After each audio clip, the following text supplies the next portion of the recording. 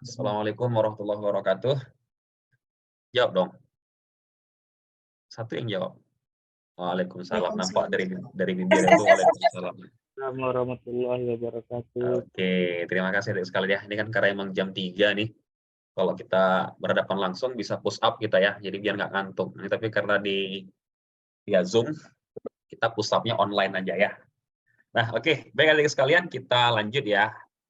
Tadi sudah disampaikan oleh Bang Gendri terkait SPT tahunan orang pribadi dari mulai 1770 S dan SS. Nah, sebenarnya itu kalau dibuat panjang itu panjang workshopnya ya. Jadi misalnya kalau dia dokter punya apotek, punya laundry, nah gimana cara ngisinya? Nah, tapi paling tidak adik-adik sekalian kan sudah dapat pemahaman tentang formulirnya, apa yang diisi, sudah dapat. Nah, oke. Nah, di sini saya kebagian terkait dengan e-bukpot unifikasi ya. Elektronik bukti potong unifikasi. Oh ya, sambil diisi ya absensi dan materinya nanti juga akan kita berikan di link tersebut. Oke, kita lanjut adik-adik sekalian. Nah, ini dia. Kalau terkait e-bukpot unifikasi, maka ada aturan terkait tersebut di Per 24 PJ 2021.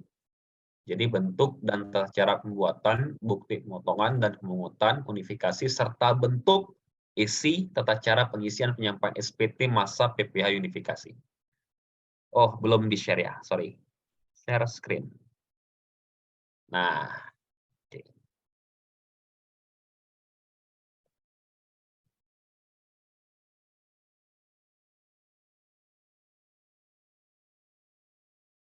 Bentar ya. Lanjut. Nah, adik-adik sekalian, apa latar belakang dari e-bukpot ini? Jadi mungkin yang belum pernah ngisi SPT, oh e-bukpot ini apa ya gitu ya. Nah, tadi kalau SPT kan kewajiban wajib pajak itu ada yang tahunan, ada yang masa. Yang tahunan disampaikan oleh Bang Yandri tadi. Jadi ada SPT tahunan orang pribadi, badan. Nah, orang pribadi itu wajib melaporkan SPT tahunan setiap tahun. Kalau yang orang pribadi itu Maret, akhir Maret, kalau yang badan itu akhir April. Nah, apakah kewajibannya hanya SP tahunan? Tidak, adik-adik sekalian. Ada lagi kewajiban masa, artinya kewajiban bulanan. Nah, kewajiban bulan ini sekarang dibuat dalam bentuk e-bukpot. Jadi kewajiban wajib pajak bukan hanya SP tahunan, tapi juga ada SPT masa, gitu ya. Nah, tapi apakah semua? Enggak, belum tentu. Misal nih, ketika Anda orang pribadi, dokter punya klinik yang punya karyawan, ada 4 atau 5 karyawan yang bekerja di klinik tersebut. Maka si dokter, dia sebagai orang pribadi yang wajib menyampaikan SP tahunan paling lambat tanggal 31 Maret, dan juga wajib menyampaikan SPT masa atas, misal dia ketika bayar gaji pegawai, ketika dia bayar servis, bayar apa. Nah, jadi sebuah satu kesatuan ya adik-adik sekalian. Jadi kewajiban tahunan yang tadi sudah jelas oleh Bang Gendri, ada SPT tahunan. Nah, ini saya jelasin kewajiban masanya, artinya kewajiban setiap bulannya. Maka ada e-bukpot unifikasi. Yang output e-bukpot unifikasi adalah SPT masa. Jadi nggak manual lagi seperti dulu. Jadi langsung nanti dibuat bukti potongnya, kita serahkan bisa kepada vendor kita. Nah, itu bisa jadi langsung di SPT masanya. Nah, jadi latar belakangnya kenapa dibilang mudah? Ya karena tadi. Jadi kita nggak perlu buat SPT masa repot-repot seperti dulu. Jadi tinggal kita buat bukti potongnya, SPT masa itu auto generated. Jadi lebih mudah. Oke, yang kedua, kepastian hukum. Dengan aplikasi Anda nggak salah lagi menghitung, menentukan yang mana. Kenapa nggak salah lagi? Karena sudah menggunakan aplikasi. Kepatuhan, jadi biar adik-adik, teman-teman sekalian patuh karena gampang ya. Akurasi dan validasi. Nah, bukti pemotongan juga disimpan dalam aplikasi sehingga bisa dicetak sewaktu-waktu ya, jadi lebih mudah untuk memvalidasinya. Lalu one stop application, aplikasi sekarang itu semua di DJP online, di pajak.go.id, artinya SPT tahunan di situ, PPS di situ, e-reporting di situ, billing di situ, bukpot di situ. Nah, jadi semua sekarang sudah dimasukkan di one stop application, jadi gampang. Oke, lanjut. Nah, ini adik sekalian, kalau kita lihat cerita roadmap-nya, milestone-nya ya. Jadi dari mulai per 2019 sampailah sekarang di implementasi nasional SPT masa PPH unifikasi. Di Desember di Januari 22 sudah all ya seluruhnya untuk menggunakan EBUPOD unifikasi. Oke. Nah, ini kewajiban pemotong dan pemungut PPH. Oke, apa sih pemotong tuh? Mungkin kita karena bukan orang pajak ya, pemotong tuh gimana ya? Nah, sederhana gini. Saya punya karyawan. Karyawan ini saya berikan penghasilan, ya. Karena saya berikan penghasilan, maka saya potong pajaknya. Nah, itulah pemotong. Saya menggunakan jasa servis AC untuk di perusahaan saya. Saya bayar misalnya 10 juta karena dia servis AC di perusahaan saya. Oke, ada nggak kena PPH? Ada, kalau kalian sudah belajar pajak pasti ya. Jadi misalnya kalau kita membayarkan atas jasa, itu kena PPH pasal 23 sebesar 2%. Berarti kalau 10 juta, 2%-nya sebesar 200.000. Nah, pemotong memberikan uang kepada si vendor, kepada tukang servis sebesar berapa? 9.800.000 plus 200.000 dalam bentuk bukti potong. Jadi bukan bentuknya uang yang dikasih mereka, tapi bentuknya bukti potong. Jadi dia mendapatkan, si vendor tadi mendapatkan uang jasa sebesar 9.800.000 dan 200.000 dalam bentuk bukti potong. Sehingga totalnya menjadi 10 juta. Yang uangnya hanya 9,8 saja. Oke, jadi itu ya. Jadi kewajiban pemotong adalah kewajiban yang memberikan penghasilan. Jadi ketika saya badan, saya yang memberikan penghasilan, maka saya yang memotong, saya yang menyetorkan, dan saya yang membuatkan bukti potong. Paham ya? Jadi sederhana gitu aja kok konsep di pajak. Siapa yang memberikan penghasilan, maka dia yang memotong, dia yang membuat bukti potong, dia yang menyetorkan. Nah, sederhana ya. Sederhana. Kunci pertama. Jadi kewajibannya membuat, menyetorkan, dan melaporkannya dalam SPT Mas. Oke. Nah, pihak yang dipotong dipungut harus memberikan informasi berupa NPWP, nomor induk, atau tax identification number untuk yang dari luar. Misal nih, saya menggunakan jasa bukan jasa servis AC, bukan jasa dari Indonesia. Bukan, karena AC-nya AC khusus, maka saya gunakan vendor dari Singapura. Boleh, tapi dia menggunakan tax identification number, bukan NPWP. Oke. Lalu bukti potong, sebentar. Bukti pemotongan pemungutan fee terdiri dari, ya adik-adik sekalian, ada bukti pemotongan notifikasi performat standar, dan ada dokumen yang dipersamakan dengan bukti potong unifikasi. Bukti potong pemungutan unifikasi berformat standar dibuat melalui aplikasi EBUPOD unifikasi, sedangkan dokumen yang dipersamakan dengan bukti pemotongan pemungutan unifikasi dibuat menggunakan sarana yang dimiliki pemotong pemungut. Nah, nanti kita lihat ya bedanya di mana. Oke, nah ini adik-adik sekalian. Jadi bukti potong pemungutan unifikasi yang berformat standar terdiri dari bukti pemotongan pemungutan PPH 4 ayat 2, 15, 22, serta PPH 23. Dan bukti pemotongan 26, 4 ayat 2 yang untuk luar negeri. Ya. Pembuatan melalui aplikasi nanti saya tunjukin ya, jadi biar gampang.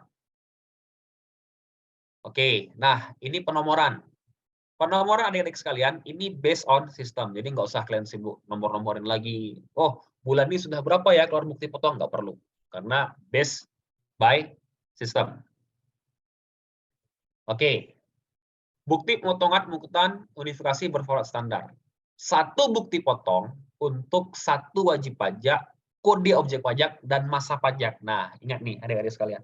Jadi satu bukti potong untuk satu wajib pajak, satu kode objek pajak, dan masa pajak. Saya kasih contoh misalnya gini. Saya bertransaksi dengan PTA. PTA itu, dia itu perusahaan jasa. Ya. Dia jasa apa aja ada. Di bulan itu saya transaksi kepada dia itu PPh 23 atas jasa manajemen misalnya. Terus juga saya sewa bangunan dia, PTA tadi. Nah, itu kan udah kena PPh 4 ayat 2 ya. Nah, jadi bukti potongnya itu nggak boleh kita buat satu, walaupun itu satu lawan transaksi kita. Tapi satu lawan transaksi kita itu memiliki dua objek, satu atas objek 23-nya, atas jasanya, satu lagi objek atas sewa bangunannya. Jadi berbeda ya adik-adik sekalian ya. Maka kuncinya satu bukti potongan untuk satu wajib pajak, untuk satu kode objek pajak, dan masa pajak. Ya, jadi gampang ya dipahami ya. Oke. Nah, tapi sebelum itu saya mau tanya dulu nih semua adik-adik sekalian nih. Kalau PPh dasar ya, 21, 22, 23 sudah diajarin belum? Sudah ya? Sudah belum adik-adik? Sudah belum Widya? Nih, Sudah, Pak. Widya Dwi Cantika udah ya? Nah, oke, baik. Jadi kalau sudah berarti kan tinggal kita bagaimana membuat bukti potongnya saja. Anda sudah tahu transaksinya apa, berarti tinggal buat bukti potongnya saja. Berarti lebih gampang nih kita ya, apalagi dengan aplikasi. Oke, lanjut. Nah, oke. Lalu nanti saya kasih contoh langsung ya. Edit boleh. Jadi kan memang bukti potong itu bisa dibenerin, bisa. Sepanjang memang belum melakukan pemeriksaan, jadi masih boleh dibenerin. Oke. Nah, ini contoh bukti potong nih, adik-adik sekalian ya. Ini cara ngilangin ininya gimana sih? Nah, nih. Jadi bukti pemotongan menggunakan notifikasi berformat standar PP42, 15, 22, dan 23. Ini dia. Ya, adik-adik sekalian, nih. Ini model bukti potong yang akan dikeluarkan oleh sistem. Jadi di sini udah campur nih, 4 ayat 2, 15, 20, dan 23. Kalau dulu kan masing-masing satu-satu tuh.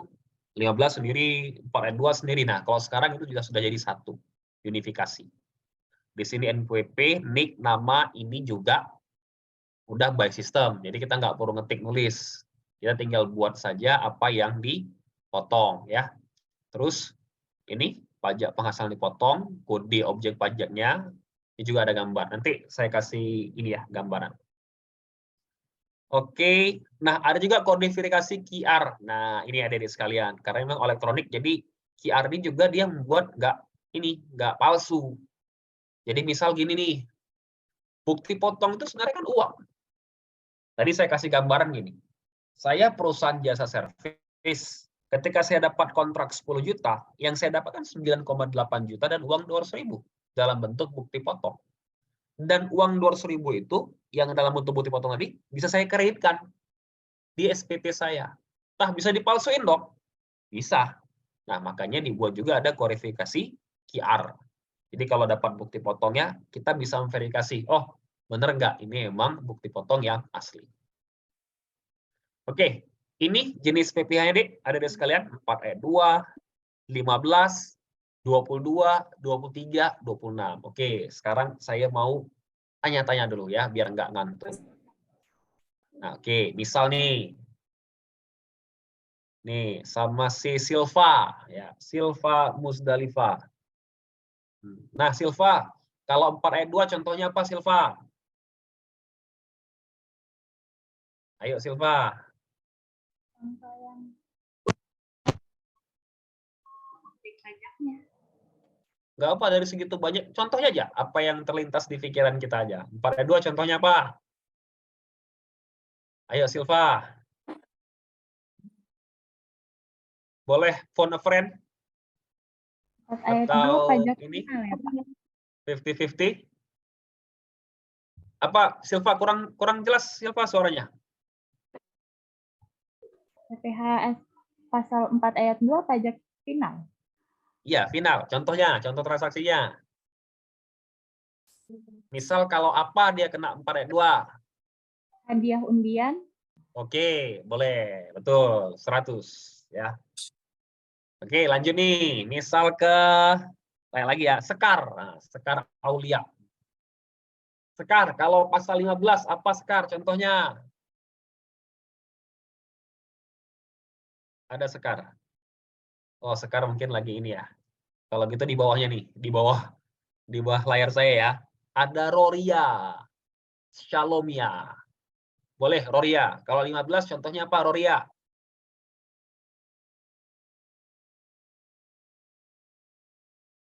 Halo Roria. Ini gambarnya ada nih, orangnya nggak ada nih. Oke, nggak apa-apa. Lanjutin ke bawah lagi. Ada Latifa Zulfani. Latifa ada? Ada, Pak. Ada Latifa. Nah, pasal 15 contohnya apa Latifa? Contohnya penerbangan dalam negeri, Pak. Oke, benar, baik. Lalu lanjut ke Hilal dan Angga. Wah, ini duo band ini, Hilal dan Angga. Hilal dan Angga, PPh pasal 22. Contohnya apa? Hilal dan Angga. Yang jawab boleh Angga atau boleh Hilal, terserah. Halo Hilal? Halo Angga? Memang enak kalau Zoom gini deh ya. Kalau agak payah jawab, sinyal kurang bagus. Nah, ya kan? Jaringan nggak bagus nih Pak. Udah jawab, putus-putus. Oke, atau gini. Lagi nih, yang lagi baca buku nih, lagi buka buku nih ya. Cicilia Deborah. Cicilia kalau pasal 22 apa Cicilia? Pengimporan Contohnya saja. barang, Pak. Oke, baik. Benar sekali. Nah, lanjut sekarang ke Latifah Zulfani Salsabila. Pasal 23 Latifah. Apa Latifah? Contohnya. Dividen, Pak. Oke, 23 dividen. Dividen ya. Lagi, Latifah. 23.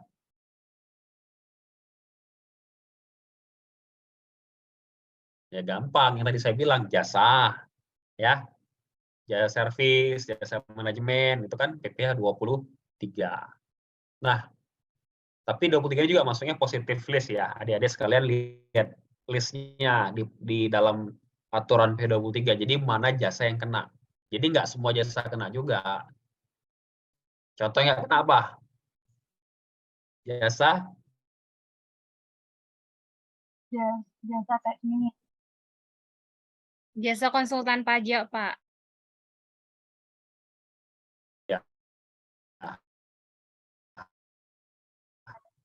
ya, oke ya. Kalau konsultan jodoh juga nggak bisa ya, nggak perlu. Lanjut PP6, 26 contohnya apa? Fitri Zahrani. 26 Fitri. Pekerjaan yang dilakukan oleh orang luar negeri, Pak. Oke, baik benar. Jadi tadi saya mengundang ekspatriat untuk datang kemari, saya bayar itu pakai PPh pasal 26. Benar. Nah, adik-adik kalau sudah paham itu udah 80%. Paham bukti pom 10%, udah selesai. Jadi karena yang penting sebenarnya kita paham transaksinya. Paham transaksinya, tahu hitungannya, sudah tinggal masukin ke bukti polkasinya. Jadi lebih gampang. Nanti saya kasih contoh. Oke. Lanjut ya, SPT masa unifikasi itu nanti kita ini aja langsung contohnya di sini.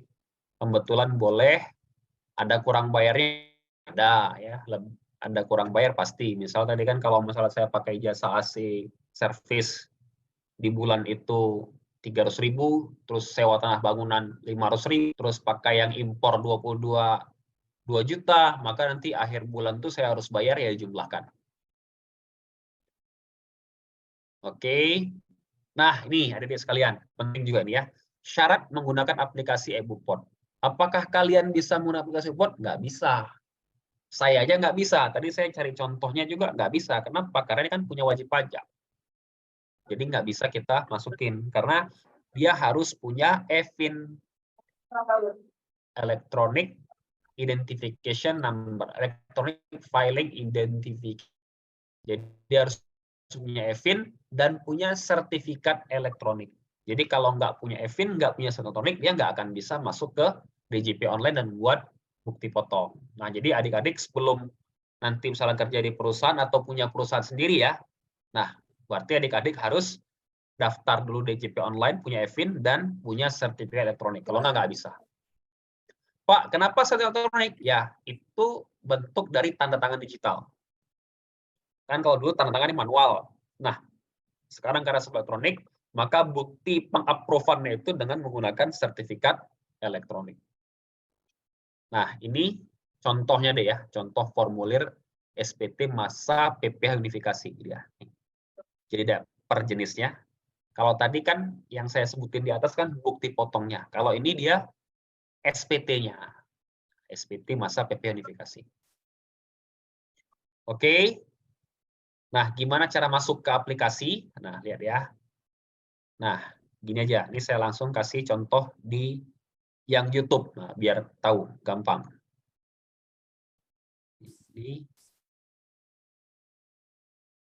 Nah, ini. Kelihatan nggak YouTube-nya?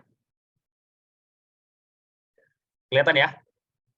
Kelihatan, Bang. Oke, coba lihat ini.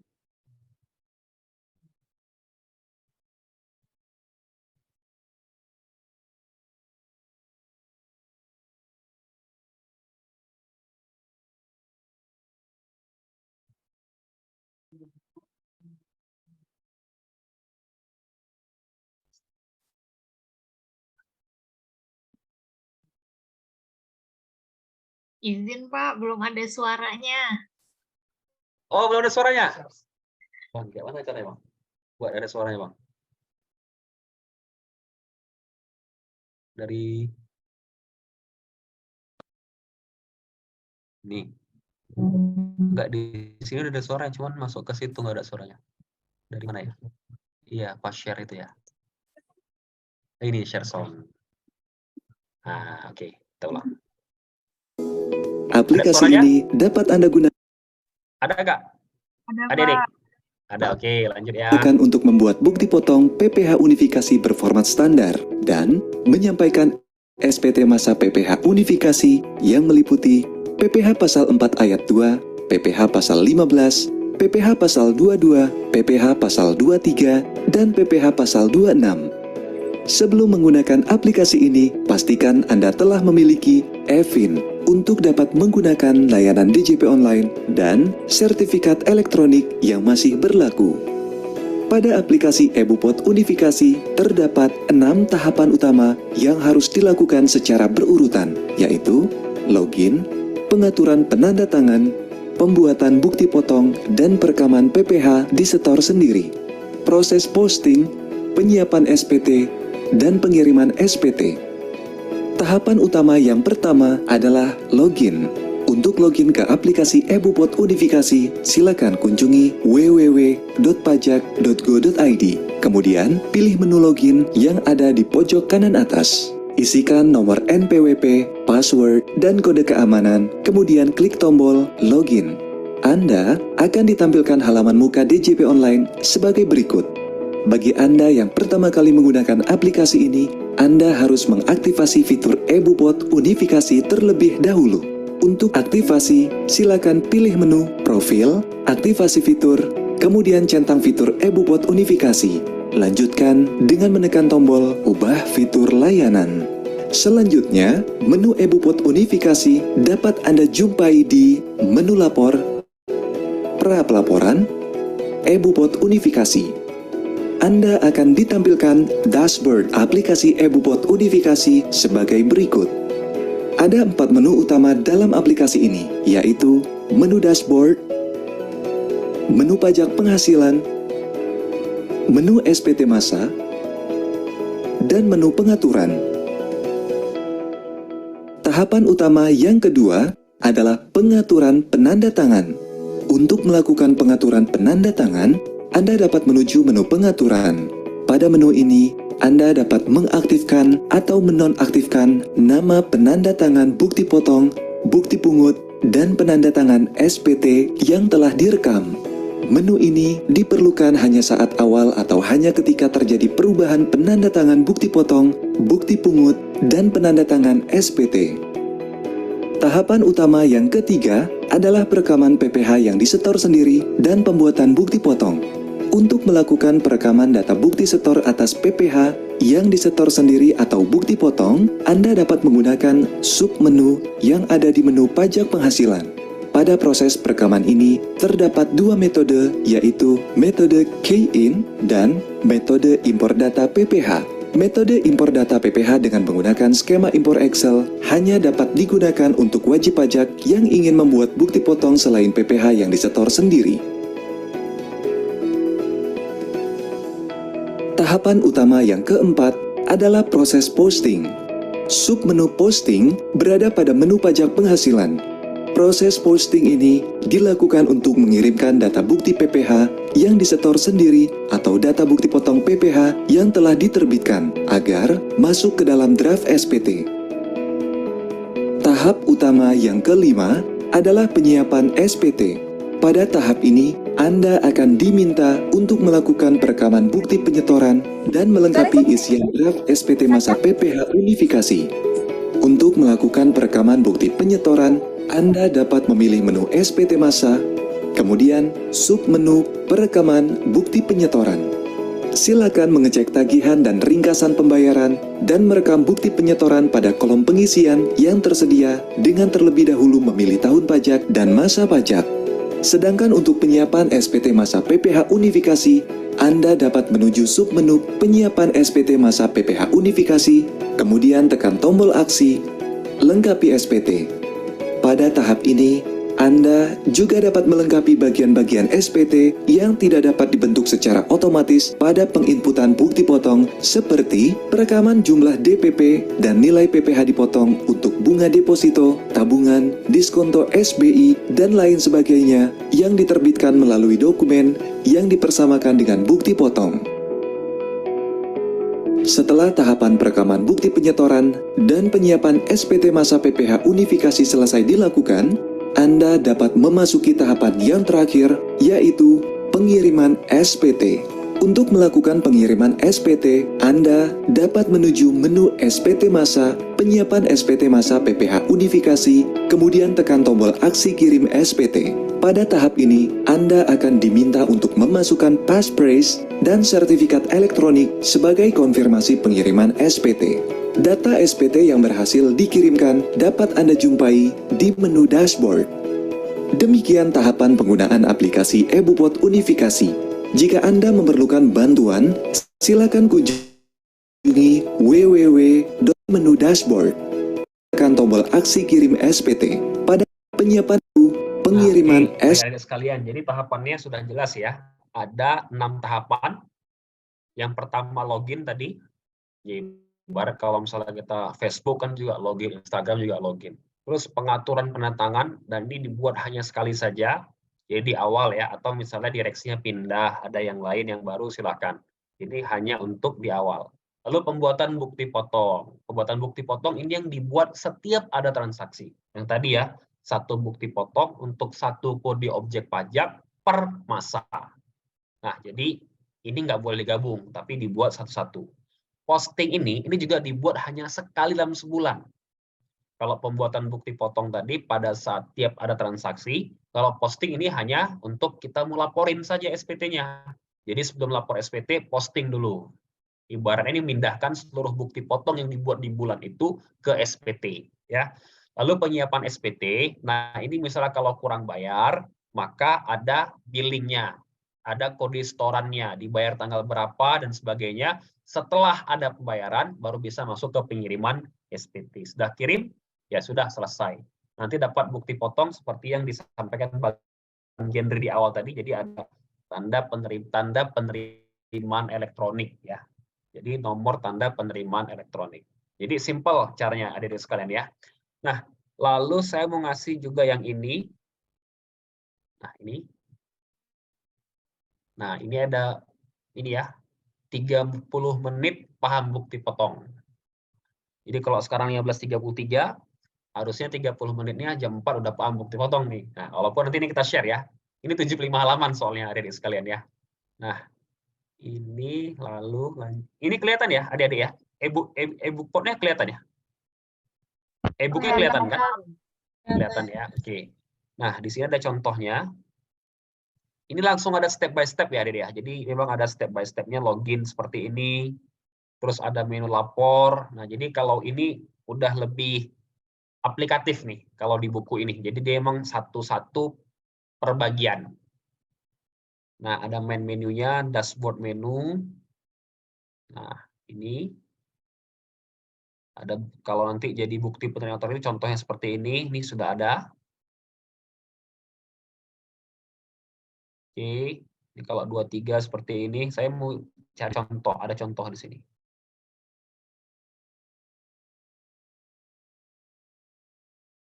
Nanti ini saya kirim juga adik-adik sekalian. Nanti kalau misalnya sudah kerja lupa gitu kan, bisa lihat lagi yang ini.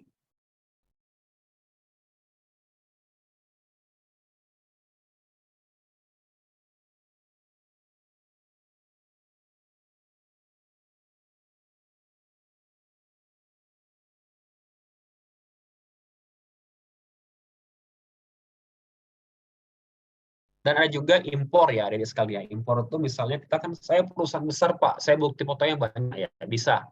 Itu menu pakai Excel.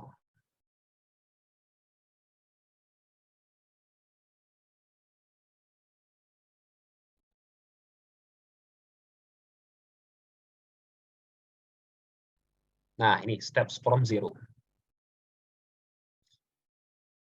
Ini alurnya ya, adik-adik sekalian ya, alur penggunaannya. Login DJP online, set penandatangan, buat bukti potong, posting ke SPT, rekam bukti store, dan siapin SPT, kirim. Jadi gampang. Ini contoh nih. PT Angga merupakan PKP yang terdaftar di KPP Mbadia Jakarta Selatan 1 bergerak di bidang konsultan manajemen. NPWP, nama direktur, NPWP direktur nih. Oke, ini transaksinya ya. Pada tanggal 22 Januari 2020, perusahaan yang memberikan jasa manajemen ke PT Daniswara Sposa dengan nilai 100 juta atas dasar invoice nomor ini. 6. Memberikan royalti ke Facebook ya yang berlokasi di Menlo Park, California. Bagaimana alur pembuatan bukti pemotongan sampai dengan pelaporan SPT-nya? Ya, simak langkah-langkah berikut. Udah jelas ya? Jadi si Angga punya transaksi ke Daniswara Sentosa dan ke Menlo Park. Ya. Kalau ini berarti dia pasal 26 ya, karena kan dia WP luar negeri. Oke, biasa di login ke DJP online, masukin password, masukin captcha, lalu ada menu lapor nih, lapor ya. Lapor, poin kelima, step 2 pilih menu lapor. Step 3 di pra laporan ada e-bupot ya. Jadi ada logo e-bupot. Terus step 4-nya adalah meregister nama penatangan. Nah, ini tapi ini di awal saja dia. Pengaturan tangan ini seperti yang saya sampaikan itu hanya di awal saja. Terus yang step 5 ini penandatangan ya. Jadi siapa yang menandatangani dibuatkan dan simpan ya. Lalu yang step 6 untuk membuat bukti potong. Ya, oke, ini untuk membuat bukti potong ya. Kita lihat transaksinya tadi. Si Angga Membara yang pertama tadi dia transaksi jasa manajemen ya. Berarti pasal berapa adik-adik sekalian? Pasal 23 ya. Nah, maka berarti buat di sini bukti potong PPh pasal 23. Oke. Nah, ini ya. Masukin tahun pajaknya di sini. Ini kan buat bukti potong. Terus pasal 23. Nah, nanti baru di sini rekam bukti potongnya. Ini tahun pajaknya, masa pajak, identitas lawan transaksi. Jika tidak punya NPWP maka diisikan NIK. Nah, step 8, masukkan dasar pemotongan. Dasar pemotongan tadi yang 100 juta ya. Oke. Nah, maka setelah itu masukin nomor dokumen, tanggal transaksi. Nah, ini. Oke, agak kurang jelas di sini ya. Oke, nggak apa. Nanti saya coba yang pakai punya akun saya. Tapi paling tidak ada dapat gambaran ya, seperti ini ya.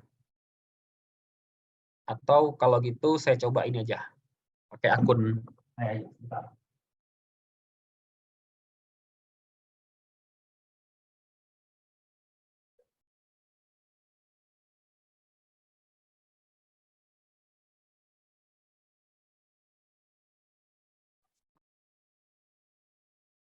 Saya contoh buatkan satu bukti potong ya.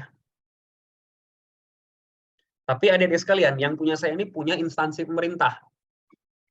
Agak beda dikit, tapi sama. Maksudnya gimana? Biasanya itu kan badan perusahaan. Nah, ini yang punya instansi pemerintah.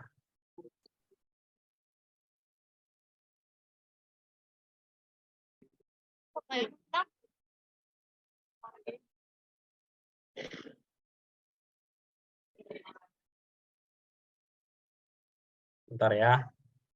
Saya cari passwordnya dulu.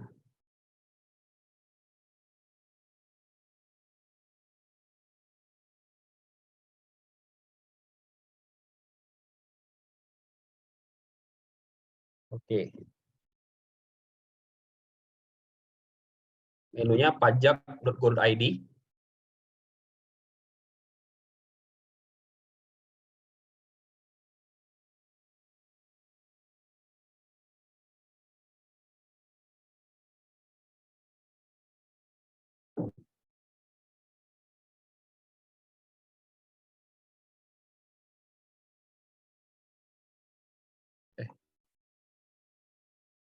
Mana caranya ini? Nah, oke. Login.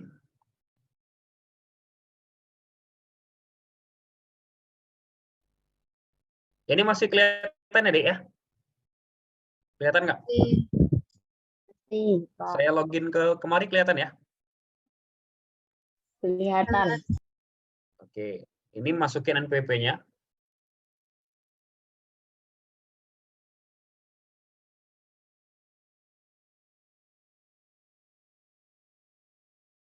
Masukin password.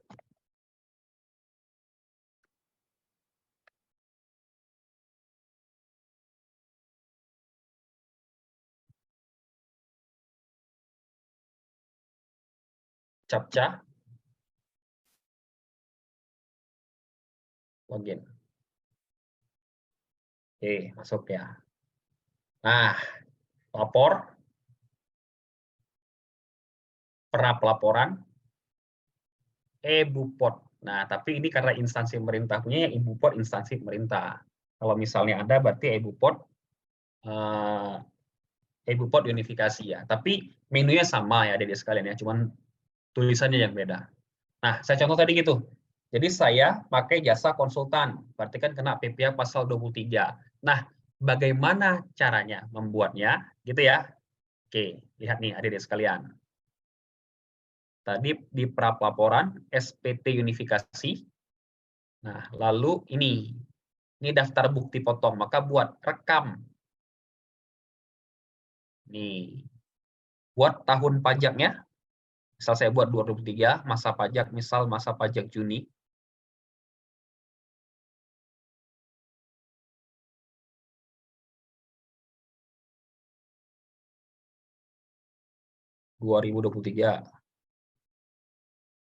Ya, buat NPP dulu ya. NPP-nya siapa ya? NPP saya ada nggak ya? Ada yang punya NPP, tetes? Nggak disuruh bayar. Ada, Pak. Saya Ada. Boleh, Bu. Kosong. Kayak kosong. Berapa? 40 40 titik 539 40.539 titik 103 03 titik 8 8 strip 225 225. titik 0000. Nolnya 3 kali, Pak. Maaf Iya, ya, Pak. Tadi. nggak apa-apa. Nampaknya enggak lah, Bu. Boleh ulang, Bu. Saya salah mungkin ya. Saya buat di notepad dulu ya.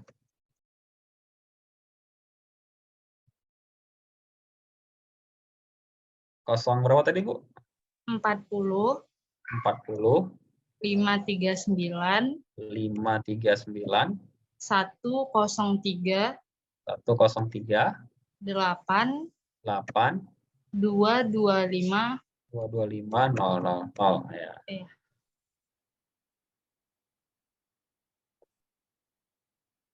Nah, ini ya, Richa Idelia. Benar nggak namanya? Iya, Pak. Benar ya, ada di sekalian ya. Nih, lanjut. Berikutnya, ini. Apa sih? Nah, jadi sekarang sudah semua dibuat di sini. Jadi kita nggak kemungkinan salah tarif apa itu enggak. Misal jasa manajemen. Jasa manajemen nih. Atau misalnya apalagi? Jadi semua sudah ada di sini ada sekalian kode objek pajaknya. Nah, jasa arsitektur, jasa hukum, jasa perencanaan. Jadi carinya di sini. Atau mungkin karena pembelian barang kalau dia pasal 22 gitu ya. Jadi udah ada di sini. Jadi tinggal kita cari. Atau misalnya kalau konstruksi. Nah, udah ada juga jasa konstruksi. Tadi misalnya saya jasa manajemen ya. Nah, ini jasa manajemen. Oke. Sudah. Tanpa fasilitas, biasanya tanpa fasilitas ya, kecuali ada surat keterangan bebasnya, ada surat keterangan PP23. Nah, kalau ada ya dibuat aja surat keterangan berapa. Oke, tanpa fasilitas. Jumlahnya berapa tadi? 100 juta misalnya. Berarti harus dipotong berapa? 2 juta. Jadi tarif ini sudah langsung dari aplikasi iBuPOT. Berikutnya. Nah, ini nomor dokumennya. Apa dasar dokumennya? Misal, invoice, atau faktur pajak, aktur kontrak ya, invoice misalnya. Nomor 2356 misalnya, tanggal 13 tambahkan. Nah, ini sudah ada. Berikutnya lagi. Nah, ini identitas pemotong, simpan. Nah, penandatangan sebagai pengurus. Ya.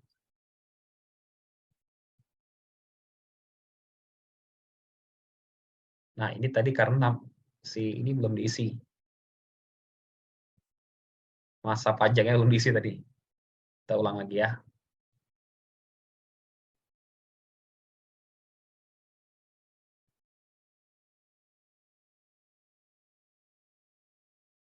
Nah, ini.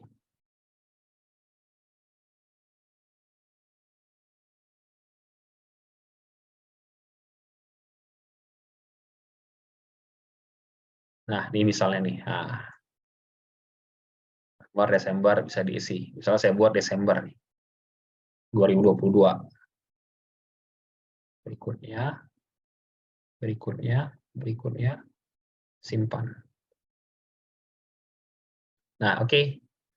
Apakah buat lagi? Tidak, misalnya ya. Nah, ini sudah ada, berarti tadi sudah disimpan. Nah, kita mulai di mana? Tadi kan saya lihat di 2022. Saya buat tadi kan di Desember 2022. Cari. Nah, ini kan Richa Idelia.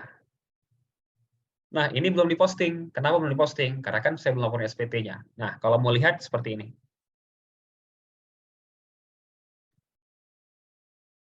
Nah, ini. Jadi si Richa Idelia ada bukti potong pasal 23 atas jasa manajemen sebesar 100 juta. Nah, ini udah ada QR code-nya. Ini udah bisa dikasih ke Richa. Ini sudah bisa dibukti potong. Jadi misal saya yang bayar Richa, saya perusahaan yang menggunakan Richa Idelia jasanya, maka saya udah bisa kasih nih sama si Richa.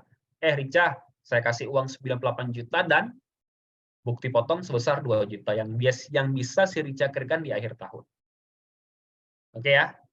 Nah, terus bisa diedit nggak? Bisa. Bisa buat billingnya nggak? Bisa. Ini langsung tinggal dibuat kode billingnya. Ini saya hapus lagi ya. Nanti dibayar pula sama kantor kan. Si Richa yang dapat penghasilan 98 juta jadinya. Ini saya hapus. Oke. Nah, itu ada di sekalian. Jadi setelah kita buat bukti potong ya, misal 1 bulan itu ada 10 transaksi, ya buatnya 10. Setiap bulan dibuat 10, terus nanti tinggal posting. Nah, di menu posting ini. Jadi posting yang tahun berapa tadi, 2002 misalnya, atau 2023 bulan berapa, tinggal cek, ikutin yang step tadi ya. Jadi misal posting, terus nanti kalau ada pembayaran dibayar dulu, saya tinggal kirim SPT. Nah, itu dia adik-adik sekalian.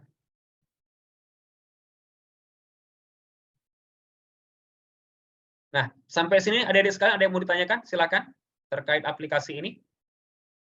Bukti potong.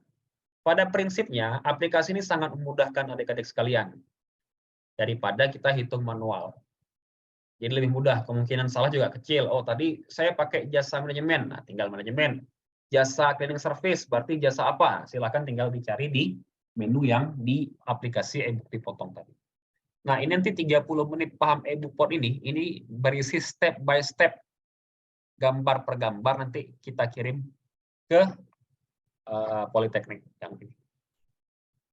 Yang paham 30 menit paham e-bukpot. Oke, mungkin ada di sekalian itu dulu.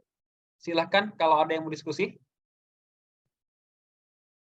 Bang Jendri juga masih di sini nih, jadi silakan kalau adik-adik masih mau diskusi, boleh.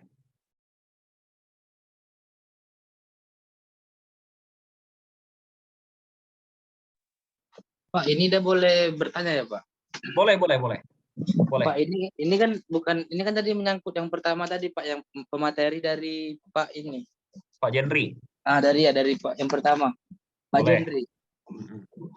Tadi kan, bentar ya, Pak. Ayo Bang Jen. Tadi di situ pengertian pajak kan kontribusi wajib pada negara. Ya. Saya ulangi pertanyaan saya, Pak. Tadi kan di PPT-nya itu ada pengertian pajak. Pajak itu kontribusi wajib pada negara, Pak.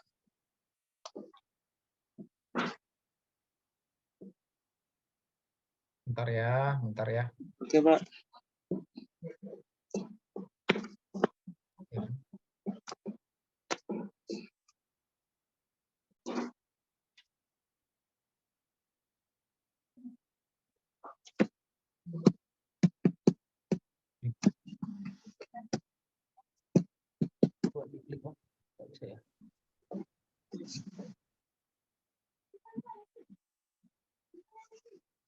Klik kanan nggak bisa. Bentar ya. Ke atas tadi. Ada klik kanan, ada juga panel. Atau ulang aja, exit ulang. Terus. Nah, lihat. Nggak apa, nanti kita masuk lagi. Bentar ya, nggak nampak ini. Sorry, Ya, kami Pak. keluar bentar ya.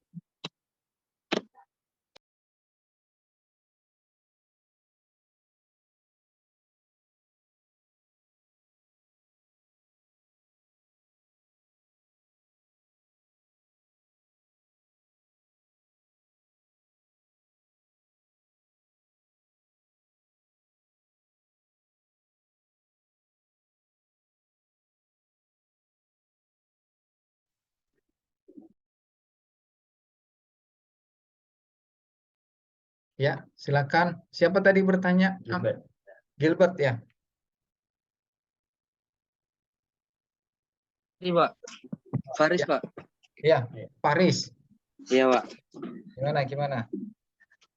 Mak, sebelumnya saya ulangi nih, Pak ya. Tadi Ya. kan di PPT-nya itu saya ada baca pengertian pajak itu kontribusi wajib pada negara, Pak. Ya.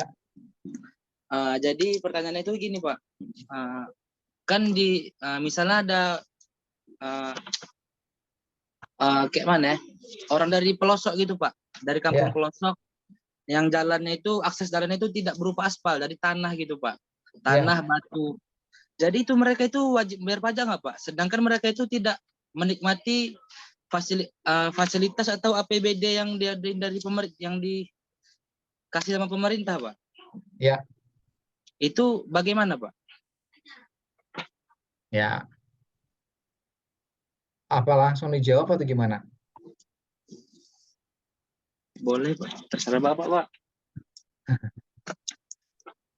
Iya, ini pertanyaan kritis nih ya, pertanyaan kritis. Makasih. Si Paris tadi ya. Iya, Paris Pak. gini, saya mencoba untuk menggugah sedikit banyak ya. Gini.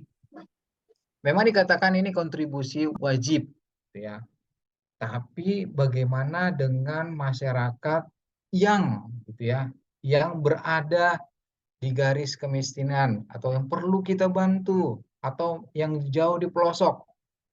Ya. Nah, kalau misalnya kita balik lagi ke slide tadi, ya, kontribusi wajib. Berarti ini wajib sama seluruh wajib pajak, seluruh warga negara, gitu ya.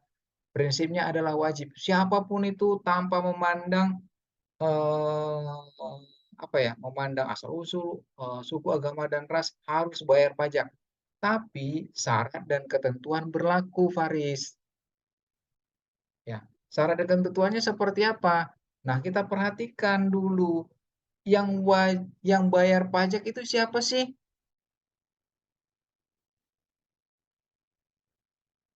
Apakah anak-anak kecil harus bayar pajak? Apakah orang fakir miskin yang sebenarnya untuk kehidupan sehari-harinya saja harus bayar pajak? Yang untuk kehidupan sehari-harinya saja susah harus bayar pajak? Padahal mereka sebagian dari mereka menikmati fasilitas dari pajak tersebut. Memang mungkin jalan rusak atau akses ke daerah tersebut tidak bisa dijangkau gitu kan. Tapi sedikit banyak dia sudah mengalami atau menikmati pajak yang dibayarkan oleh orang-orang gitu ya. Contohnya apa? Subsidi. Ya. Subsidi itu bukan langsung subsidi itu bisa misalnya anak-anaknya dikasih beasiswa atau dikasih beras miskin atau misalnya jam sostek secara gratis. Nah, itu apakah mereka harus bayar pajak? Nah, kita balik lagi ke pengertiannya. Siapa yang harus bayar pajak? Harus terpenuhi subjek dan objeknya. Subjeknya siapa? Ini balik lagi ya. Subjeknya siapa? Subjek itu orangnya, badannya. Ya, badannya bukan badan kita gitu ya, tapi subjek pajak badan gitu ya. Nah, harus terpenuhi juga objeknya. Subjeknya ada, orangnya ada. Tapi objek itu siapa? Penghasilannya. Penghasilannya nggak ada. Apakah dia harus bayar pajak? Terlalu serakahnya negara kalau misalnya nggak ada penghasilan dari masyarakatnya tapi diharuskan bayar pajak. Gitu ya. Apa dasarnya loh mereka bayar pajak?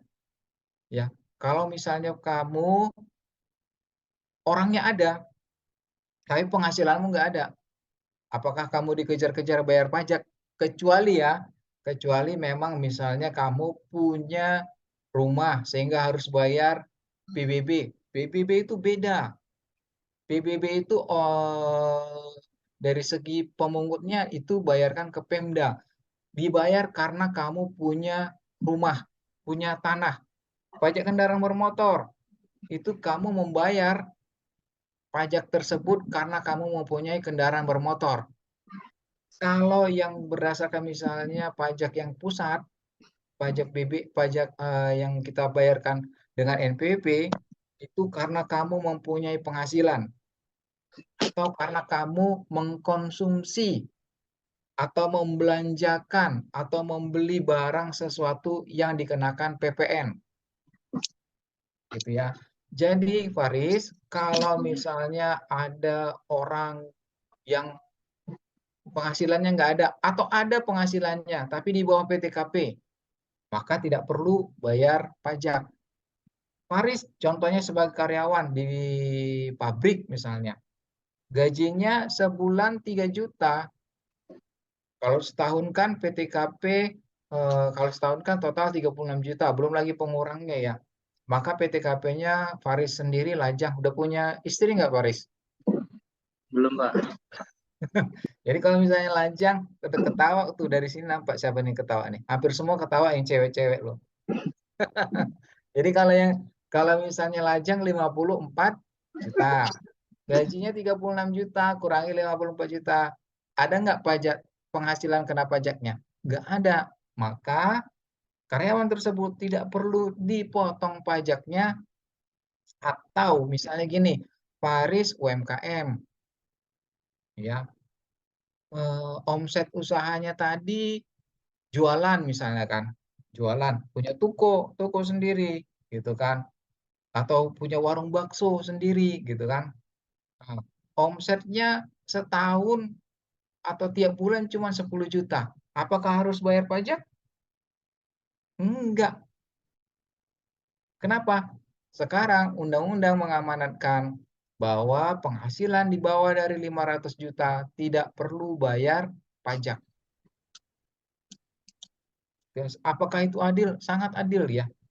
Makanya kalau misalnya kita dari segi apa ya? Dari segi pembayar pajak, sebenarnya dari 270 juta kita gitu ya, penduduk Indonesia yang punya NPWP kita bilang 100 juta. Dari yang 100 juta tersebut paling yang bayar pajak itu berapalah, 20 juta paling. Data, tapi ke saya itu data kira-kira 5 atau 6 tahun yang lalu. Data konkretnya kita perlu kaji lebih jauh ya. Nah, jadi nggak serta-merta kita yang punya penghasilan itu membayar pajak. Nah, kalau misalnya tadi subjeknya ada, objeknya ada, penghasilannya ada, melebihi dari PTKP, gitu ya. Apakah dia harus bayar pajak? Kalau gimana kalau misalnya dia di bawah umur, kayak seperti yang saya bilang tadi,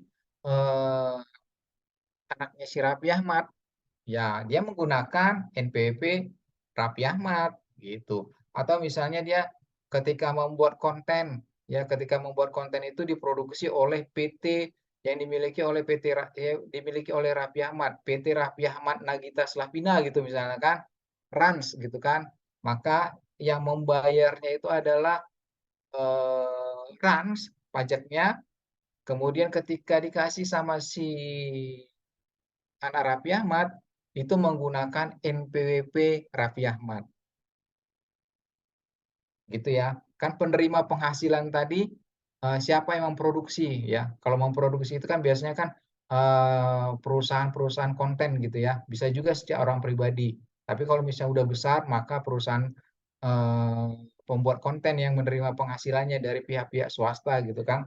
Dari yang pemberi iklan baru diserahkan nanti dengan mekanisme seperti apa, mau gaji, fee dan sebagainya itu diserahkan kepada si Raffi Ahmad gitu ya. Jadi nggak serta-merta ya Faiz, justru negara hadir memberikan apa namanya subsidi kepada para wajib pajak atau masyarakat yang kurang mampu gitu ya. Dari segi kesehatannya kah, kita kan masyarakat pulau gini kan, ini kan akses ke sana kemari itu kan mahal. Mungkin ada diberi akses jalan. Kalian kalau misalnya ke Daik gitu ya, Daik tempatnya Ramadan Sananta itu ya, walaupun kecil dia dan itu banyak hutan, tapi jalannya lumayan. Walaupun nggak setiap akses itu nggak mudah ya gitu, nggak semuanya, tapi jalan-jalan besarnya itu bagus gitu ya. Jadi balik lagi yang seperti saya bilang, nggak semua wajib pajak itu bayar pajak. Bukan berarti kamu punya NPWP, kamu harus bayar. Enggak, tapi lapornya harus. Kewajibannya bayar dan lapor. Kalau penghasilan kamu di bawah PTKP, kamu tidak punya penghasilan, bayarnya kesampingkan, tapi lapornya harus. Dari mana otoritas pajak tahu lingkup kerjamu atau penghasilanmu? Ya dari pelaporan SPT atau pelaporan SPT massa dari pemberi kerja atau pihak lain yang melakukan pemotongan atau pemungutan. Gitu ya. Ini kita masuk. Nah, gimana Pak Aris? Bisa? Sudah bisa dipahami, Pak. Oke. Saya tahu pertanyaan berikutnya ya. Seperti yang Bapak jelaskan, sebelumnya bahwa perubahan status dilakukan di awal tahun. Jika sudah menikah pada bulan Januari, istri saya melahirkan 1 anak, apakah status bisa langsung ganti karena tanggungan saya bertambah di awal tahun? Enggak. Dia per 1 Januari ya. Kalau misalnya proses perubahannya itu paling tidak di Desember diubah gitu ya.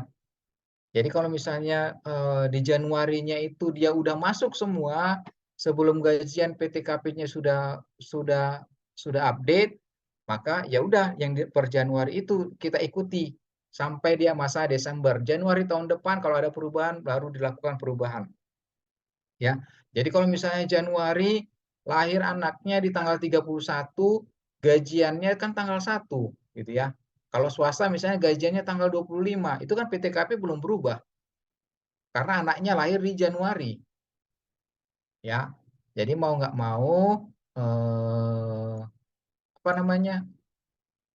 PTKP-nya tetap seperti per Januari tersebut. Lagian kalau misalnya PTKP ini kan kewajiban pemotong ya. Kewajiban pemotong. Kalau misalnya karyawan, kewajiban pemotong. Jadi nggak terlalu berpengaruh banyak. Kecuali kalau kalian itu dokter dengan berbagai macam. Nah, itu PTKP sangat mempengaruhi. Berbagai macam dari pekerjaan bebas dan sebagainya. Kalau misalnya kalian pekerjaan bebas, nah itu sangat mempengaruhi. Tapi kalau karyawan, kalau PNS misalnya, apakah itu berpengaruh? Kalau dari segi pajak, nggak terlalu berpengaruh karena pajaknya ditanggung oleh pemerintah. Kemudian tadi ada yang pertanyaan bahwa ponakan dapat dijadikan PTKP atau salah satu penentu penghasilan tidak kena pajak. Setahu saya harus berdasarkan garis keturunan bagaimana syarat mengenai. Boleh, tapi harus ada keterangan loh.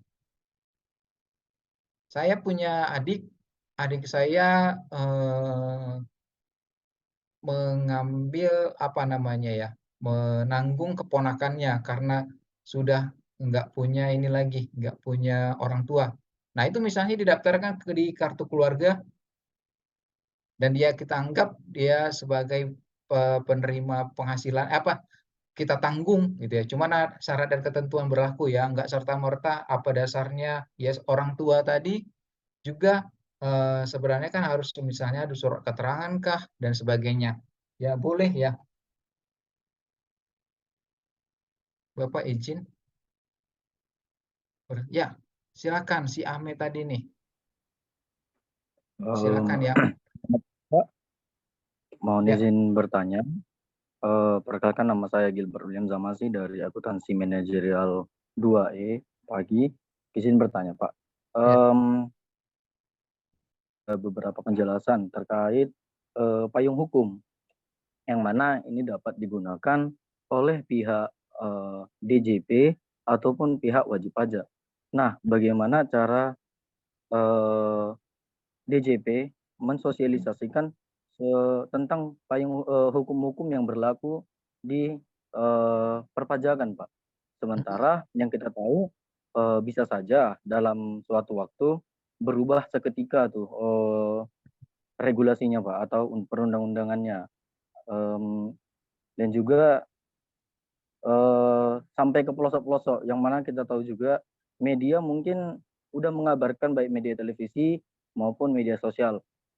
Tetapi beberapa daerah mungkin kurang bisa dijangkau. Itu yang pertama, Pak. Yang kedua, terkait segala data online yang sudah dimasukkan ke dalam servernya DJP, itu kan kita membuat akun dan ada banyak data. Nah, bagaimana langkah DJP itu untuk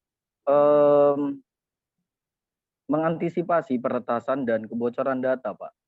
Karena yang kita tahu kan secara umum pasti setiap sistem itu ada kelemahan. Tapi mudah-mudahan di DJP ini tidak ada kelemahannya dan dapat aman. Begitu, Pak. Oke. Baik, terima kasih pertanyaannya ya. Pertanyaan tadi terhadap misalnya gimana sih sarana informasi pemberian informasi. Nah, contohnya kehadiran kami. Ya, contoh kecilnya saja. Tahun 2021 itu diangkat hampir 3.000 pejabat fungsional penyuluh pajak. Penyuluh pajak ini ya ini memberitahukan, mengedukasi masyarakat, melakukan sosialisasi perpajakan kepada seluruh wajib pajak, terutama juga kepada misalnya contohnya kalian gitu kan, ada yang belum jadi wajib pajak tapi bakal jadi wajib pajak ke depannya gitu ya. Nah, kemudian sarana-sarana sarana-sarana kita menyampaikan informasi bisa melalui kita punya media sosial. Ya, kita dari segi pengguna media sosial Indonesia termasuk banyak. Saya yakin di sini hampir semua memiliki Facebook. Saya yakin di sini semua mempunyai Instagram, gitu ya.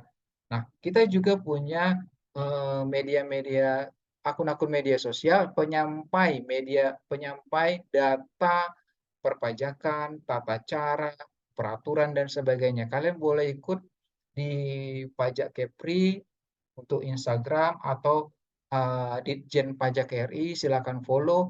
Tiap hari tiap hari ada informasi update.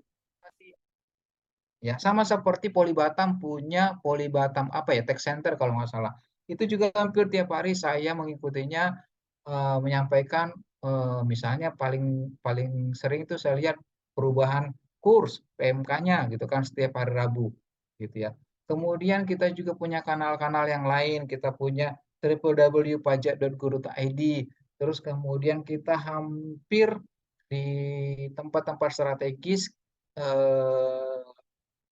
bidang P2 Humas menampilkan apa namanya himbauan kah atau pengumuman kepada masyarakat gitu ya, atau misalnya menyampaikan eh, poster dan sebagainya, atau melalui apa ya, akun-akun YouTube itu bisa kalian tutorial kah atau update peraturan kah.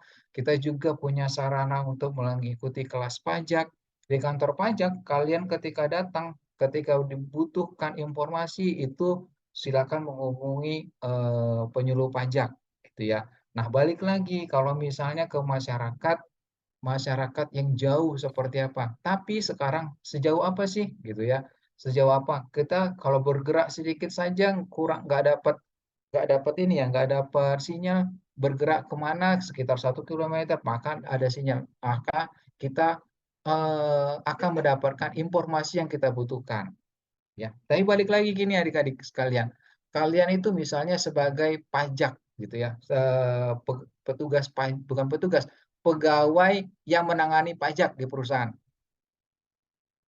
Apa data yang kalian butuhkan? Update informasi kan? Nah, cara kalian menggali informasi atau mendapatkan informasi itu pasti akan kalian pelajari. Ya. Nah, kalau misalnya masyarakat umum yang atau tidak terkait dengan pajak, nah itu biasanya eh, apa namanya ya, jarang jarang pengen tahu tentang yang memang yang nggak terkait dengan dirinya gitu ya. Misalnya contohnya untuk apa? Eh, untuk apa? Guru misalnya. Guru yang terkait bukan belajar tentang pajak, paling tentang kesadaran pajak saja mereka butuhkan. Tapi kalau teknis, cara buat e-faktur, update tentang peraturan tarif pajak itu seperti apa, nah itu kan mereka nggak perlu gitu ya, paling yang dasar-dasar aja. Jadi gitu ya. Jadi pajak ini punya sarana, punya trik tersendiri untuk mengedukasi, untuk memberikan informasi kepada para masyarakat. Kemudian terkait dengan data, memang kita punya big data, tapi kita datanya ditangani oleh orang-orang yang benar-benar kompeten. Dan mudah-mudahan data-data yang kita pegang itu terjaga kerahasiaannya. Ya, contohnya saja wajib pajak itu datanya banyak. Belum lagi data TA, tax amnesty kemarin, belum lagi data PPS. Tapi itu mudah-mudahan sampai sekarang kerahasiaan data itu benar-benar kita jaga. Setiap ada membuat program baru, membuat aplikasi baru, apa namanya ya, perlindungan terhadap data wajib pajak itu menjadi prioritas. Ya, bagaimana trik dan triknya untuk menjaga itu ya orang IT yang tahu. Tapi sampai sekarang mudah-mudahan kalau ada kebocoran data, mudah-mudahan itu bukan dari Direktorat Jenderal Pajak. Ya, saya kira gitu. Ya, terus tadi ada pertanyaan, ya, sebentar ya. Maaf Pak, saya izin bertanya, apakah SPT yang sudah dibuat langsung akan diproses oleh DJP atau ada proses yang harus dilakukan hingga enggak, itu kalau misalnya dilaporkan submit 1 menit 2 menit berproses langsung DJP bisa buka. Langsung centang biru dia nanti bisa kita klik datanya. Ya, nggak sampai semenit pun udah bisa langsung. Jadi dia langsung diproses sehingga datanya benar-benar real time. Ya, apa yang dilaporkan oleh wajib pajak. Makanya SPT tahunan atau apa, lebih dari jam 00 itu dianggap telat. Ya, jadi dia real time. Lalu bagaimana jika WP mempunyai usaha yang membayar pajak namun dalam satu ke depan tidak mendapatkan omset? Apakah 1-2 ini maksudnya setengah bulan gitu ya? Setengah bulan ke depan tidak mendapatkan omset. Apakah WP yang mempunyai usaha tersebut harus bayar pajak? Ini maksudnya gimana ya? Lalu bagaimana jika WP mempunyai usaha yang membayar pajak? Jadi gini ya, omset tadi kalau misalnya di bawah 500 UMKM nggak perlu bayar pajak, itu aja. Ya. Kemudian kalau misalnya omset kita tahu ada naik turun, gitu kan? Ada naik turun. Misalnya 6 bulan pertama dapat 500, nggak bayar pajak. 6 bulan berikutnya, sebulan setelahnya ada omsetnya 100 juta. Maka bayarnya 0,5% kali 100 juta, bayarlah berapa itu? 500.000 ya. Nah, atau bulan depan nggak ada omsetnya, ya udah nggak usah bayar pajak, gitu ya. Nggak dipaksakan harus bayar, tapi sesuai dengan data sebenarnya, gitu ya. Bapak izin bertanya kembali, pada dalam setiap instansi pasti ada audit internal maupun untuk audit siapa untuk yang menjadi audit. Kita ada BPK, Badan Pemeriksa Keuangan. Itu kan jelas instansi. Kemudian kita juga ada pengawas. Pengawasnya bukan hanya di pusat ya, tapi di internal di kantor juga ada namanya kepatuhan internal. Semua diawasi. Gitu ya, di kantor-kantor di KPP itu ada kepatuhan internal, ada namanya Subbak Umum dan Kepatuhan Internal, Subbak KI. Ya, jadi secara nasional juga kita diperiksa oleh atau diawasi oleh Badan Pemeriksa Keuangan. Ya, Bapak izin bertanya perbedaan antara e-billing dan e-bupot. Kalau ini tadi yang bertanya, e-billing itu kita mau bayar pajak membentuk billing. Ya, maka dibutuhkan aplikasi namanya e-billing. Kalau e-bupot, kita mau menerbitkan bukti potong. Beda ya. Jadi kalau misalnya kita mau, tadi Pak Herman bilang, ada PPh pasal 23, yang penerima penghasilannya si Latifah misalnya. Saya perusahaannya PT Angin Ribut Sejahtera gitu ya. Nah, misalnya contohnya si Latifah tadi menyediakan jasa ngapai AC, membenerin AC gitu kan. Maka saya terbitkan bukti potong atas PPh pasal 23 tadi. Misalnya penghasilannya 100. Nah, saya ambil 2 rupiah karena 2%, saya kasihkan uang 98 dan 2 rupiah tadi berupa bukti potong. Nah, itu namanya e-bupot untuk membuat bukti potong. Ya, administrasi bukti potong. Kalau e-billing tadi kita mau buat billing, mau bayar pajak. Jadi kalau mau bayar pajak itu nggak bisa langsung datang ke bank bayar pajak, enggak. Kita harus buat billingnya dulu. Ya, maaf Pak bertanya, orang tua saya punya NPWP sudah tidak berpenghasilan, apakah wajib ikut melakukan NIK? Wajib. Kalau misalnya NPWP-nya masih aktif, silakan lakukan pemadanan. Karena apa? Per 1 Januari NPWP-nya udah nggak berlaku lagi, nggak dikenalin lagi gitu ya. Kalau misalnya orang tuanya pensiunan, menerima pensiun tiap hari, maka NPWP itu perlu. Ya, itulah dasar nanti dilakukan pemotongan pajak ya. Pemotongan pajak PPh pasal 21. Ya, jadi harus ya.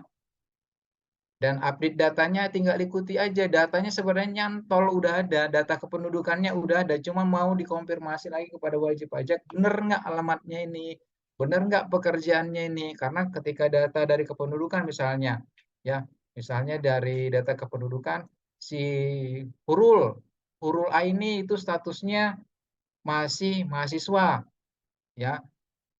Tapi dia karena ada satu dan dua keperluan, maka dibuat NPWP, ya. Ternyata eh, tidak perlu NPWP tersebut, batal rencananya gitu ya. Nah, kemudian menikah.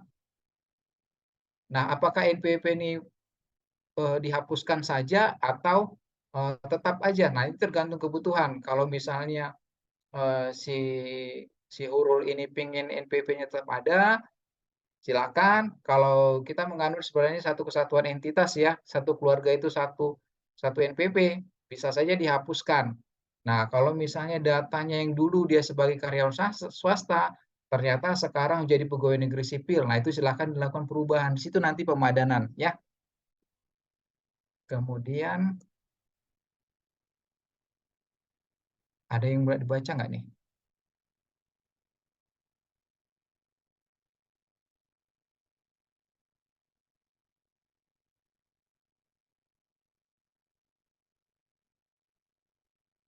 Oh, udah semua ya menurut saya.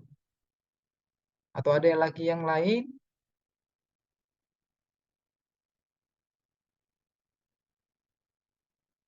Nih, bentar ya.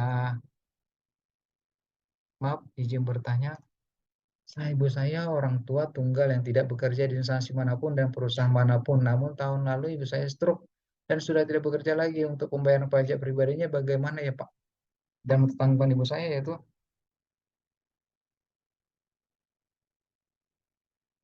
jadi penghasilan selama ini dari mana ya? Untuk menghidupi biaya sehari-hari dari keluarga tersebut dari mana? Ya, kalau misalnya NPWP-nya nggak guna lagi, nggak dibutuhkan lagi, gitu ya. Statusnya pun bukan pensiunan pegawai swasta atau pensiunan pegawai negeri, ya silakan pengajuan non efektif. Dengan sendirinya argo lapor tadi stop, ya. Atau misalnya udah NPWP-nya nggak perlu lagi. Apakah dihapus saja? Enggak. NPWP itu satu seumur hidup. Dia bisa dihapuskan kalau statusnya warga negaranya lepas atau tidak berkeinginan tinggal di Indonesia lagi atau meninggal dunia. Gitu ya. Jadi kalau misalnya ini tadi kalau udah sakit, ya mudah-mudahan cepat sembuh, itu silakan ajukan pengajuan NPWP non efektif. Dan tanggungan pajak ibu saya, yaitu saya bagaimana ya Pak? Ya kan nggak perlu lagi kan? Kalau misalnya non efektif, ya udah nggak perlu lapor gitu ya. Selama 1 tahun ini kakak saya sudah menikah, Pak, yang menanggung kehidupan saya. Selama 1 tahun ini kakak saya yang sudah menikah, Pak. Oh, yang menanggung. Ya udah nggak masalah. Berarti kan penghasilannya sebenarnya tidak ada sama sekali. Silakan ajukan non efektif ya. Nanti ada cari formulirnya di Google, permohonan non efektif. Ada kok.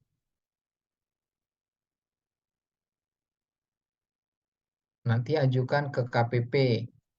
Lampirkan fotokopi KTP dan NPWP. Ya, next ada lagi? Atau yang mau raise hand? Atau ada yang udah karyawan? Anak Poli Batam ini kan rata-rata belum tamat udah kerja gitu ya. Kalau di kami di Medan dulu gitu, anak-anak Poltek belum tamat udah rata-rata udah kerja.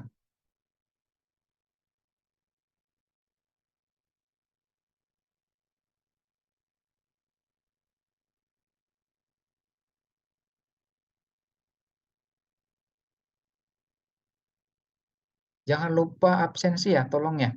Soalnya kami juga dinilai dari instansi tempat kami bekerja, keefektifan dari penyampaian materi gitu.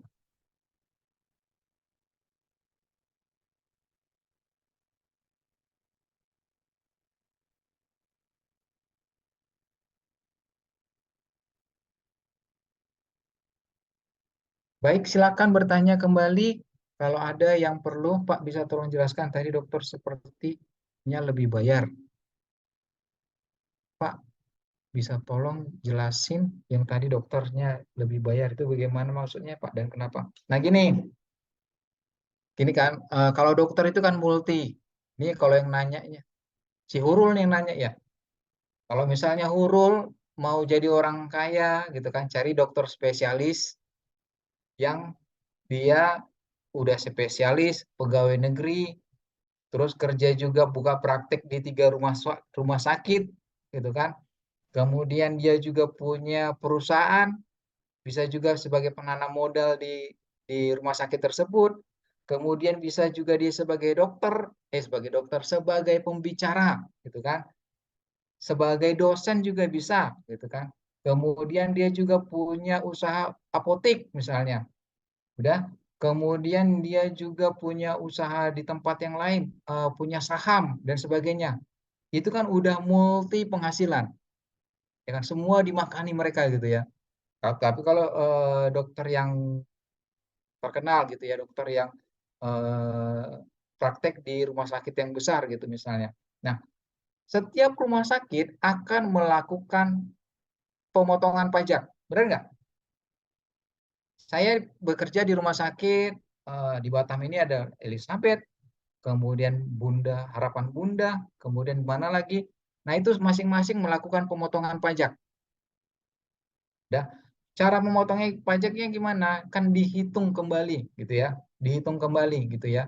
Jadi, misalnya omsetnya 1 bulan ini 100 juta.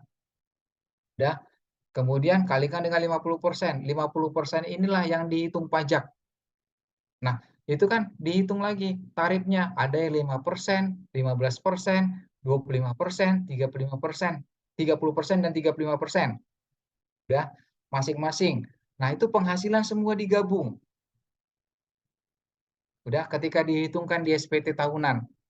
Misalnya penghasilannya jadi 1 miliar.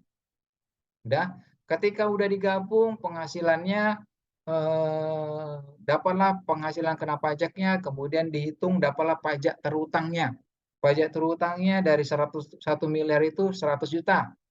Ternyata pajak yang telah dipungut atau dipotong di setiap pemberi kerja tadi totalnya jadi 105 juta. Kan lebih 5 juta kan? Nah, itulah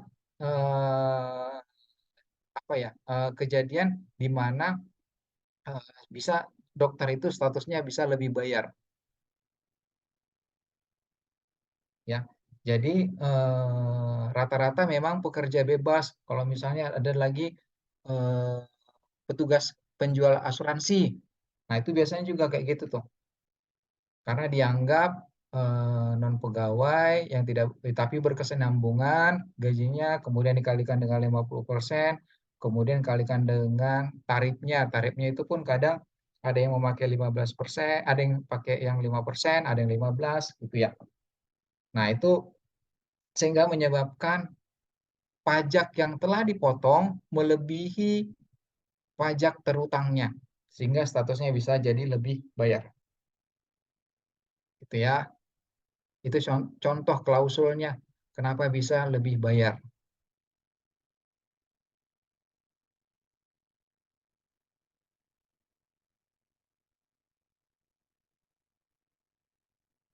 Ayo, ada lagi?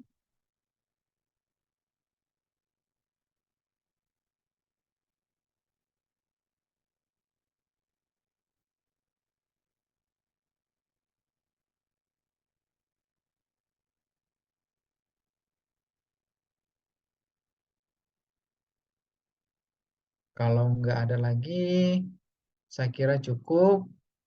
Saya dan Pak Herman memohon maaf kalau ada cara penyampaian atau tutur kata yang salah atau penyampaiannya kurang sempurna. Terima kasih atas ketersediaan kalian mendengarkan kami, menyampaikan materi. Mudah-mudahan itu ada yang ada yang memberi pencerahan baru, memberi insight baru kepada kalian. Saya yakin kalian ini sekarang mahasiswa, tapi siapa yang 5, 10 tahun atau 15 tahun, kalian yang akan memegang kendali terhadap negeri ini gitu ya. Nggak ada hal yang nggak mungkin gitu kan. Kami juga 5-10 tahun sebelumnya masih pelaksana, masih hal yang awal-awal atau masih ada yang mahasiswa, tapi sekarang sudah merasakan apa yang telah kami kerjakan 5 atau 10 tahun sebelumnya gitu. Jadi kami juga menerima ini ya, kalau misalnya mau bertanya silakan datang ke Kanwil di Jalan Yosudarso samping awal Bros. Boleh diskusi seperti apa. Kalau kalian mau melakukan riset atau seperti apa tentang tugas akhir dan sebagainya, silakan.